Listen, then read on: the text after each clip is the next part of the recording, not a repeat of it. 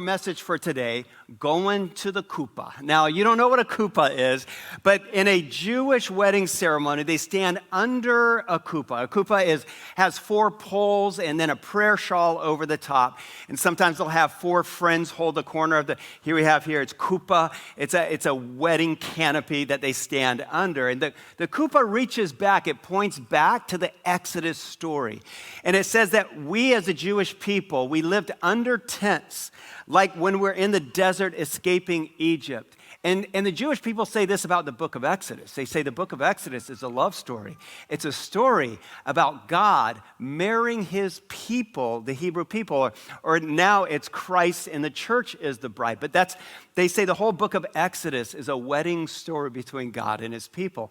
And so this canopy, this chuppah that you stand under points back to God saying to his people, I have come to rescue you. Come away with me. You are my bride. And so when a Hebrew Jewish couple stands under the chuppah, they say those same words from the Old Testament.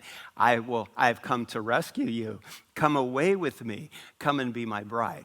That's what the groom says. And so the chuppah, one of the things I love about the chuppah story is after the wedding ceremony, their 4 friends will carry this to the bridal chamber, to the hotel suite, to the wedding bed, and they'll put it over the bed because the marriage is sacred. The intimacy in a godly biblical marriage, it is sacred and it is holy, and it is just for the 2 who stand under the chuppah. It's not for anyone else. My wife had to remind me of this when we got married, and she still reminds me of this and gives me the business, because what happened is on our wedding night, I had secretly made reservations for the first night of our honeymoon at the Queen Mary in Long Beach. All right, anybody been there? Amazing hotel. And so I book a room, and the wedding's over. We finish a reception. We drive from La Mirada to Long Beach, and we get to the Queen Mary. They take us to our room. And as we set our things down, I said, hang on, Veronica, I need to make a phone call. She said, phone call to who? I said, I need to call my mother to find out what our prescription is for the chloroquine we need to take before we go to Africa. And she was like, you can't call your mother on our wedding night, Palmer. And I said, I don't know. I love you, but I got to call my mother. And so I called my mom, and she still gives me a hard time. She says Palmer was just 21 years old, and he was scared, so he called his mommy. That's what he said. On his wedding night, I still can't live it down, but it was an urgent call. I just had to check with my mom. Everything was okay. All right. So, but 2, the chuppah is only for 2. Years ago, there was like one of the first reality TV shows, a famous musician. She married another famous musician, and then her father was a producer, and he had this great idea of bringing cameras into their home. He said, let's make a reality show about your marriage. And so they had cameras in the living room, cameras in the kitchen, cameras in the bedroom. There's cameras while they're watching TV. One night she's there eating, I think it was the first episode, she's eating a bowl of tuna salad, and she turns to her brand new husband and she says, are we eating chicken or tuna? He says, why do you ask? She says, well, the can I opened said chicken of the sea, and I'm not sure if this is chicken or tuna. He says, it's not, there's no chickens in the ocean. And he said, it's just a brain. By the way, so she posted this recently saying, hey, I had a point there. But she never did live down the chicken of the sea comment. Anyway, the marriage, that reality show lasted maybe 24, 30 months. And then the marriage ended. They got a divorce. Do you know why? I think there were too many people under the chuppah. The chuppah is just for 2. It's just for the husband and the wife, the man and the woman. All right, today I'm going to try to build for you a Jewish chuppah, okay? And I'm going to, each post, so there's 4 pillars to it, and each post will represent one of the pillars of a biblical marriage. Our text today is going to come from Song of Songs, so open your Bibles there, get your apps there, because Song of Song is a love story between a bride and a groom. But I chose for our first pillar of a biblical marriage is love, agape. By the way, I'll tell you about agape in just a second, but in Song of Songs, the bride says, his banner over me says love. In the New Testament in Ephesians, we read about the word agape, be completely humble and gentle, be patient, bearing with each other in agape, in love. Now, agape is a special kind of love. Agape means that this love is constant. Agape means that this love is selfless. Agape means you don't have to earn this kind of love. This kind of love is just there, agape. You don't have to do anything to get agape or to deserve agape. Agape simply means love. So I have some wedding sand over here. What happened is when I first moved to Arizona, a couple had asked me to perform their ceremony, and we met for the first time to plan the wedding, and they said, hey, Palmer, could we have a sand ceremony? And I was like, what in the fire is a sand ceremony? I never heard of this. And they said, well, it's like the unity candles, but instead of lighting 2 unity candles, we want to pour sand in a jar and we make really cool designs. And I was like, no, that's not in the Bible. We can't have a sand ceremony. I'm telling them, no, it's a horrible idea. It sounded like an abomination, didn't it? And then they said, no, Palmer, you don't understand. And they started to explain to me what the sand ceremony represented. They said, when you pour sand in, it's not just to make something cool. They said the sand represents his life and my life and our friendships and our past and all of our baggage and all of our family, but now we're coming together as one.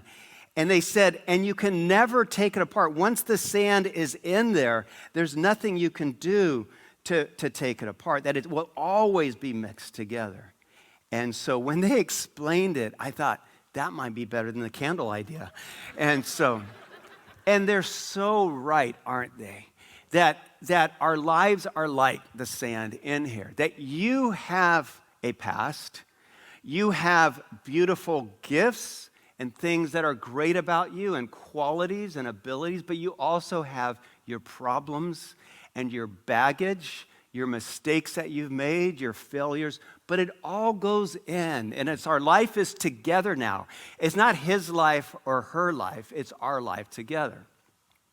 The thing is, when we first fall in love, when we first get married, it's so pure, right? There's very few expectations. We're just in love with that person. We agape them. But isn't it true, though, with some time, there's some things about them, your husband or your wife, that start to irritate you and start to disappoint you and frustrate you. And so we start to try to fix them. We become fixers. We want to change them. We want to turn them into someone else. And you just can't do that. We go back, it's like we're trying to reach back in the jar and take out some of the qualities that we don't like. There's some that we like, but it's impossible to take out those qualities. It's kind of like this. What if there's a bride? It could be a groom, but let's say there's a new bride. This couple has gotten married and there's a bride. It could be the man, but I'll just use a woman as an example. Let's say this young bride. And they get married, and she's in love with him, and he's in love with her. But then over some months, she realizes that he's not quite the man that she thought she was marrying. That there's some things about him that need to be fixed and changed if she's really going to love him. And so she starts to, when he does the things that please her, she moves towards him and shows him love. But when he does the things that disappoint her, he's not a strong enough leader, or he doesn't take initiative enough, then she withdraws from him in order to punish him. Now, he never knows what's going on. He can't tell. They've never had a conversation. He just knows that sometimes she loves him and sometimes she really dislikes him. And he's confused by the whole thing. But as she's trying to punish him by withholding love, think about this with me.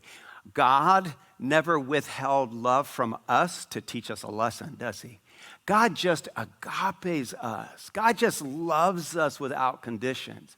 And in that same way, husbands and wives, can I encourage you, can I say to you today, just agape them. What if this same woman, the woman with all of the expectations, the woman with the scorecard with her husband, what if she just started to agape him? What if she just loved him for the incredible person that God made him to be? And what if he stopped putting all these expectations on her and he just started to love her for her best qualities? You know, in marriage, there always has to be that level of grace. You know them better than anyone else. There will always be things that disappoint you or irritate you, but you can agape them. And here's the thing about agape. Agape, it's not that we love someone because they're worthy, but agape makes them worthy. We don't love someone because they are beautiful, but agape makes them beautiful. That's agape love. Can I say to all of you here today, anyone here, including myself, if you have been trying to fix your spouse, change your spouse, instead, can you just agape them? That's our first pillar. The second pillar that we have here, we've titled the companion pillar, because in marriage, this person that you marry is also your friend. It's a relation. There's a relation. I'm going to put this one here. There's a relational aspect to our marriage. And here's what the bride says in Song of Songs. His mouth is sweetness in itself. He is altogether lovely. This is my beloved. This is my friend. How do you like that? This is my beloved. This is my friend. When you get married in Scripture, this person is not just your husband or your wife. This person becomes your best friend. And I wonder today, do you see your husband or your wife as your best friend? That's how over and over in Song of Songs, this spouse is described. I have some longtime friends that Veronica and I have known since we first moved here. And it used to be years ago that this husband, every March and every November, he would go to the dunes with his friends. I guess that's what Zony people do. And he would go to the dunes and drive rails and quads and hang out there. But it was dusty and dirty. And so she said she never wanted to go with him. Well, after several years, one year she tells us, she says, I told him I would go with him. She said it hit her that if he's going to spend 3 or 4 days there, why would she sit at home alone instead of going and being the best friend that she is to her husband? So she told him one day, she said, I'll go with you. He said, you will? She says, yes, I'll go with you. I want to go with you. I want to ride the rails with you and the quads. He says, okay.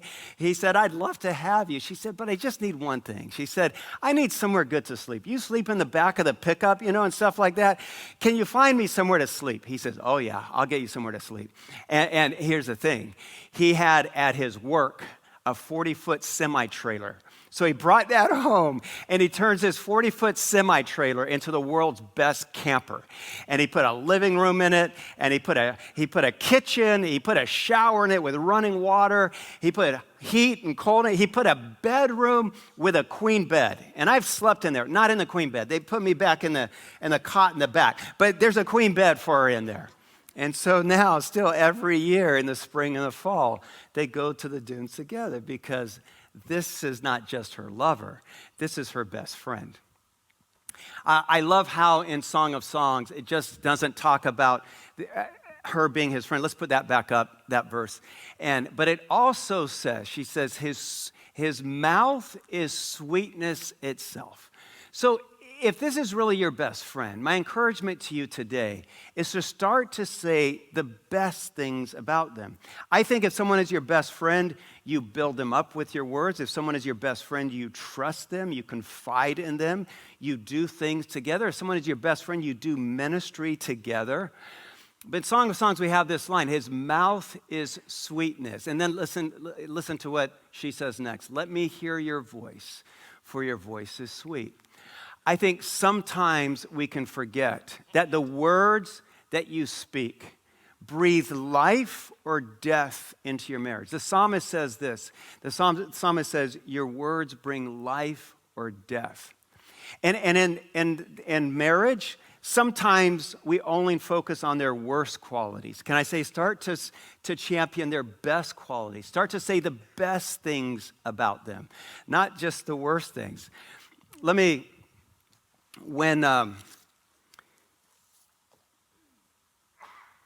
When I was a college pastor years ago in Wheaton, I had a worship leader. His name was Josh, not Josh Havens, a different Josh. And Josh was a junior in college when I got to know him. And from the first day I met him, he was telling me about Annie. Annie was a girl he met at YWAM in Hawaii, and he was slayed. He was in love with her, but she ended up in California, and he was in Chicago and Illinois and Wheaton, and so she called it off, whatever this relationship was. And for the 2 years I knew him, he never stopped talking about Annie and how much he was in love with Annie. And so I had started telling him, I said, Josh, you got to go back to California. You're still in love with her. You got to go find her and tell her that you're in love still. You can't let it end like this. So when he graduated, I don't know if my encouragement meant anything, but he drives back to California and he writes a song. He's a musician. He writes a song titled Astonished. And he writes this: we watched the stars cross in the sky, and I was astonished. He found her, by the way, and he sang these words to her. You grew on my heart every night, and I was astonished. In so many words, I told you how my heart was yours. Though unaware, we were beginning something that would never, never end. I was astonished. And he sang that to her. And when he's done singing it to her, she fell in love with him again. And now they got married, they got a beagle puppy, and then they had a baby. So in that order. But I want to say that you can either with your words break down your spouse and kill your marriage, or your words can become life-giving. Like I said, only two stand under the chuppah. And if you don't say the best things to your spouse and about your spouse, then who will? Do you want someone else at work to say the best things to them? You want someone in the gym to say those good things to them? Or will you be the one that speaks life into your marriage? All right, here's our third pillar. Our third pillar is action. So Gary Smalley has written a book, I think it's a world's bestseller, called 5 Love Languages. And I titled this one Action because one of his love languages is acts of service. And he's right, Gary Smalley's right, that there is a doing component into our marriage, isn't there? You can't just say to someone for years, I love you, I love you, I love you, but never do anything that shows it. Love takes action. I'm going to say something I've said before. I hope you remember it, that I think being in love is a lot like being in heaven. Because when you're in love, you care more about the needs of the other person than you do your own. Let me say that again. Being in love is a lot like being in heaven. Because when you're in love, you care more about the needs and the problems of the other person than your own. I know it's true because when I first got married to Veronica, we weren't married. When I first met Veronica, I kind of celebrated every time she had a problem because then I could be her hero. I remember I had just known her for like 2 months and she'd gone home to visit her family. And she's driving back through the desert, and she's coming through Death Valley. I think it's on the 15 freeway. And her little Mazda 3 broke down, and she called me. And Lamrai, she said, can you come get me and rescue me? She said, my car broke. I'm telling you, I got in my grandmother's 1978 Buick Skylark, and I put the pedal to the metal. You know, I was doing like 90 to 100 because I was going to rescue her in the desert. And I got there, and she was in love with me even more. I'm telling you that right now. 2 months later, we got engaged. She said yes. I think it goes back from there. Yes, thank you. She said yes. I wasn't sure. But that act of showing love, it matters. I think sometimes we forget that the small things that we do for our spouse, say, I love you. Every day you have that opportunity. It can be a text. It can be flowers. They're $9.99 at Fry's. Just start there. Or a sleeve of Pro V1. Start there. My brother-in-law, one of my brother-in-laws, his name is Steve Reef. And when he first married my sister, she was a school teacher. And when she got up in the morning, she was crazy busy getting all her papers ready, finishing her grading, getting loaded up. And so he started getting up early just to pack her a lunch. And every day that she taught school, her husband Steve made her lunch. And then he would take, before he packed the lunch and sent it with her, he would take the brown lunch bag. And he was a cartoon artist. He should have worked for Disney, but He went to seminary instead. He's still a pastor, which is more awesome. And every day he would draw a cartoon. These are all dozens of different lunch bags. They had kept them on their walls for years. And he would write a little message on there, like, Mrs. Reef is the best teacher in the world. And he would say things about her and how much he loved her. And the kids would say, read us the lunch bag every day that she got to school. That small act of service, of making lunch, of packing a lunch and drawing a cartoon, it says, I love you. Acts of service say, I love you. And so I wonder today, what can you do that you haven't been doing to show your spouse how much you love them? All right, that brings us to, I'll read this here before we move on. Oh, well, you know what? We're going to our last pillar. This is the embrace pillar. And the embrace pillar, I've chosen this because in Song of Songs, that's the language that the bride and groom use over and over. We read this, and his left arm is under my head, and his right arm embraces me. She also says this. She says, when I found the one that my heart loves, I held him and I would not let go. Can you picture that? Can you picture that? Do you know that as human beings, men or women, we crave embrace. We want someone to hold on to us. Do you know that for a husband or a wife in marriage to feel loved, do you know they need 8 to 12 embraces or meaningful touches and every day to feel loved? You know, doctors and nurses are learning this now. Doctors have learned that when they put their hand on the shoulder of a patient, the patients heal quicker because when we are embraced, when we are held, our body releases endorphins and chemicals that heal us. Love does that. So this love in the Bible is not just something that we talk about. There's a physical aspect to it. Maybe I don't need to tell you that. But here's the next line that I wanted to show you from Song of Songs. The bride says, take me away with you. Let us hurry.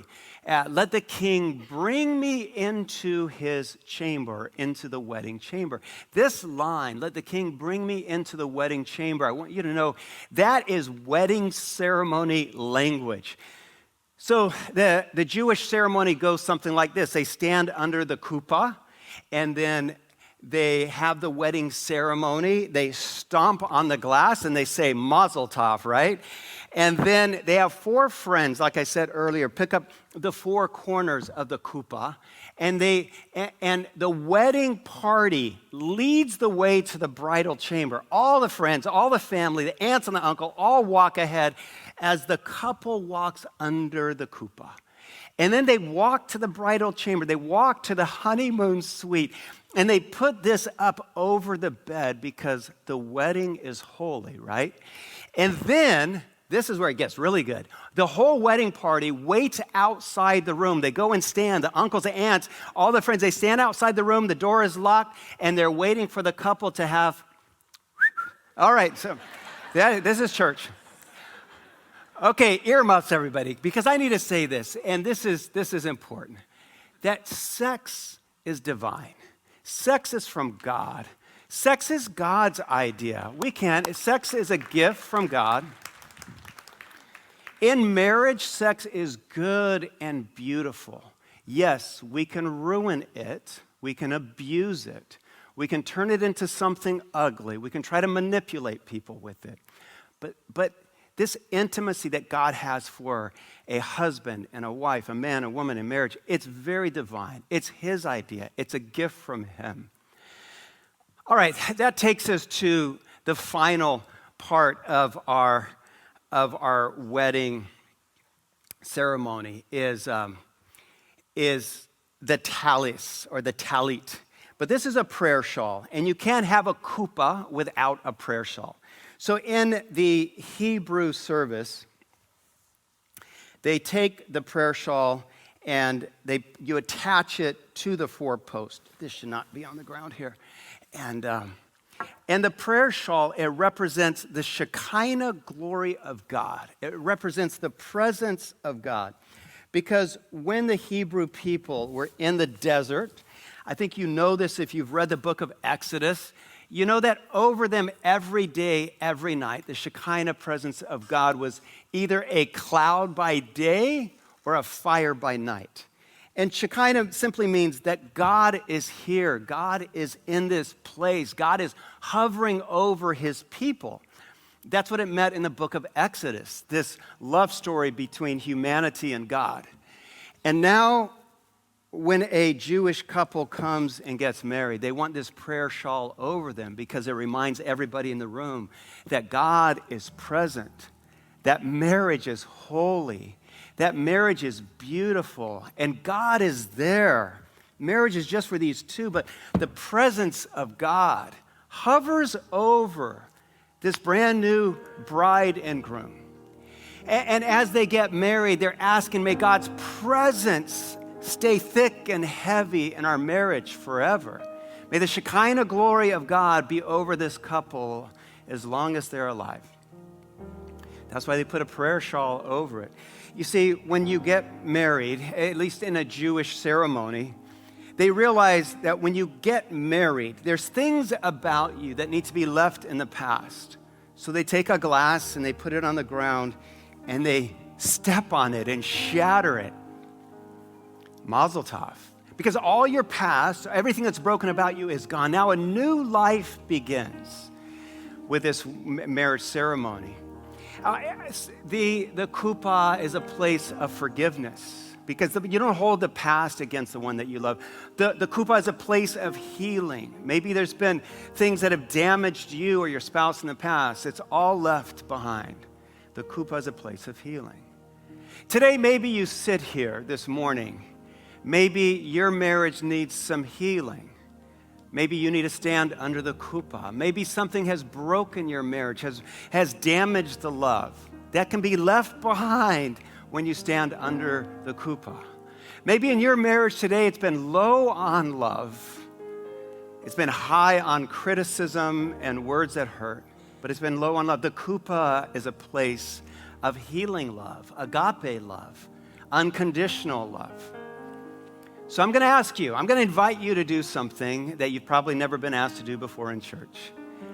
Today, I want to invite every married couple, every man and woman who's here that's married, every husband and wife, I want to invite you to come, line up here, start here. We're going to have our pastors come, and we want to pray a blessing over you and your marriage today. If you want, you don't have to.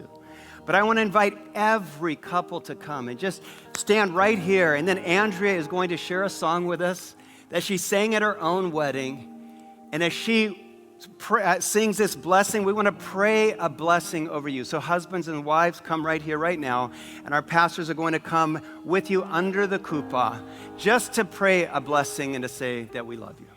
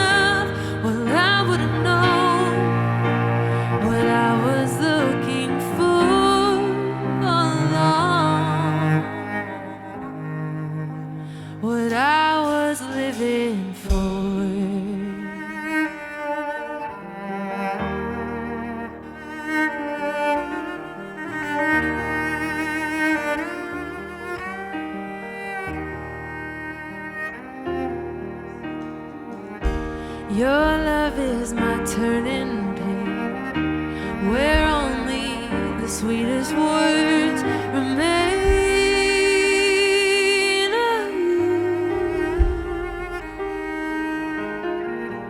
Every kiss is a cursive line, every touch is a redefining face.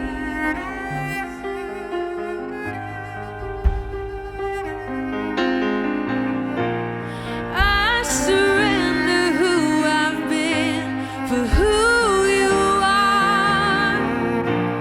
Nothing makes me stronger than your fragile heart.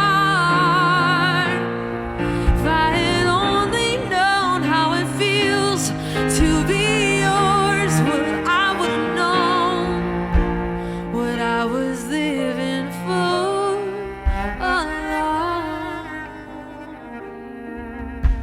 What I was living for.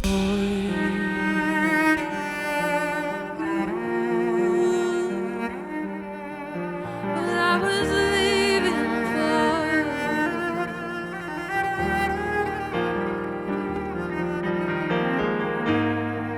Though we're tethered to the stories we must tell, when I saw you, well, I knew we'd tell it well. With the whisper, we will tame the vicious seas like a feather, bringing kingdoms to their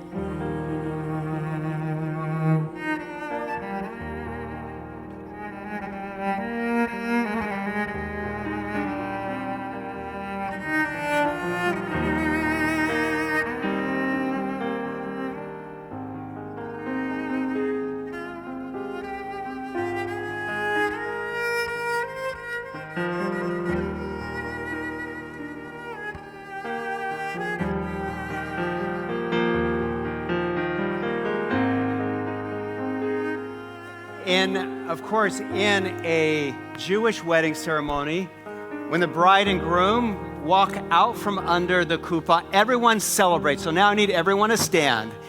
And as our couple step out, and by the way, you're welcome to kiss now. But as they step out, can we get some applause for them, all right? As they step out from under here. And if you haven't joined us yet, come join us. We are going to be here as long as it takes to pray a blessing over every couple. Thank you, every husband and wife that is lined up right now. All right, let's cheer them on. Let's cheer them on.